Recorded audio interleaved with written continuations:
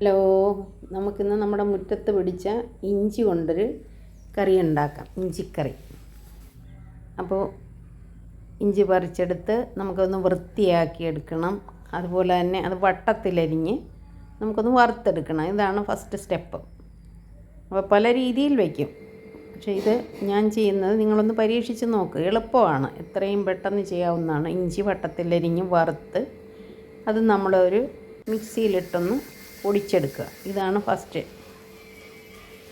ഇങ്ങനെ തരിതരിപ്പായിട്ട് പൊടിച്ച് വയ്ക്കുക. അതിനുശേഷം 4 പച്ചമുളക് എടുത്ത് വട്ടത്തിലരിയുക. ഒരു 10 കൊച്ചുള്ളി എടുത്ത് ഇതുപോലെ വട്ടത്തിലരിഞ്ഞ് വയ്ക്കുക. എന്നിട്ടൊരു പാനെടുത്ത് അടുപ്പത്ത് വെച്ച് കുറച്ച് എണ്ണ അതിലേക്ക് ഒഴിച്ചു കൊടുക്കുക. അതിനുശേഷം ഒരു 1/2 സ്പൂൺ കടുകിട്ട് കൊടുക്കാം. അതിലേക്കൊരു 1/4 ടീസ്പൂൺ ഉലുവായിട്ട് കൊടുക്കാം.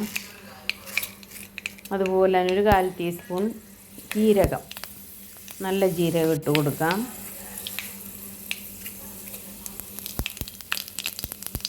അതിലേക്ക് നമ്മൾ അരിഞ്ഞു വെച്ചിരിക്കുന്ന ഉള്ളി, വട്ടത്തിലരിഞ്ഞ ഉള്ളി ഒരു ബ്രൗൺ നിറമാകുന്നത് വരെ അതൊന്ന് വഴറ്റി കൊടുക്കുക.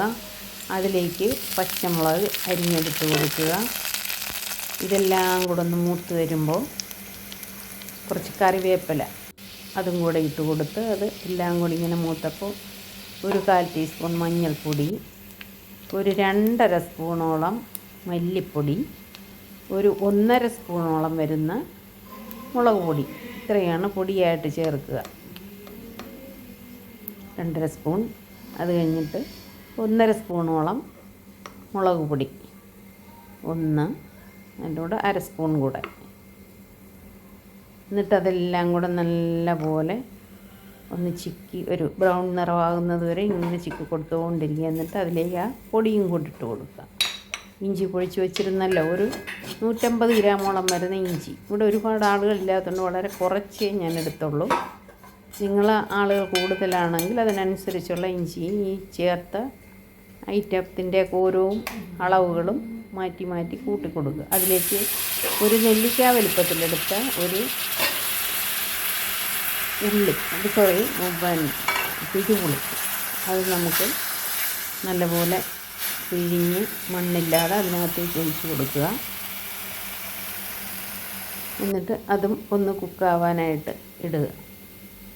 എന്നിട്ടിതിലേക്ക് ഉപ്പിട്ട് കൊടുക്കാം. ആദ്യം കുറച്ചിട്ട് കൊടുത്താൽ മതി, പിന്നെ നമുക്ക് വേണമെങ്കിൽ വീണ്ടും ഇട്ട് കൊടുക്കാം. അതിലേക്ക് ആവശ്യത്തിന് വെള്ളം ഒഴിച്ച് കൊടുക്കുക. വെള്ളവും എല്ലാം കൂടെ ഒന്ന് വെന്ത് ഒരു പരുവത്തിനാവുമ്പോൾ അതിലേക്ക് കുറച്ച് ശർക്കര കലക്കി, അതായത് ഈ ഉപ്പും പുളിയും എല്ലാം ഒരു ഇതാവാൻ വേണ്ടിയിട്ട് ഇച്ചിരി ശർക്കര കലക്കിയ വെള്ളവും അതിനകത്തേക്ക് ഒഴിച്ചു കൊടുക്കണം. ശർക്കര ഇല്ലെങ്കിൽ പഞ്ചസാര ചേർത്താലും മതി. അപ്പോൾ അത് നന്നായി ഒന്ന് കുറുകി വരാനും വേവാനുമുള്ള അവസരം കൊടുക്കുക. എന്നിട്ട് അതിലേക്ക് ഇച്ചിരി കായപ്പൊടി ഇല്ലായിരുന്നു, കായത്തിൻ്റെ കട്ടയായിരുന്നു. അപ്പം അതിച്ചിരി ചേർത്ത് കൊടുത്ത് കായപ്പൊടിയും കൂടെ ചേർത്ത് എല്ലാം കൂടെ ഒന്നിച്ചൊന്ന് തിളച്ച് വരുമ്പോൾ ഓൾമോസ്റ്റ് പാചകം കഴിഞ്ഞുകൊണ്ടോ ഇഞ്ചിക്കറി എന്ത് ടേസ്റ്റാണെന്നറിയാമോ? എത്ര എളുപ്പമാണ് ഉണ്ടാക്കിയത്, നിങ്ങളൊന്ന് ചെയ്ത് നോക്കണേ. അതിൻ്റെ കൂടെ നമുക്ക് മീൻ കറികൾ, മീൻ വറുത്തത്, അതുപോലെ പാവയ്ക്ക, മെഴുക്ക് പുരട്ടിയത്, ഇതൊക്കെയായിരുന്നു ഇന്നത്തെ ഐറ്റം. നിങ്ങൾ ഇഞ്ചിക്കറി ഒന്ന് ചെയ്ത് നോക്കുക.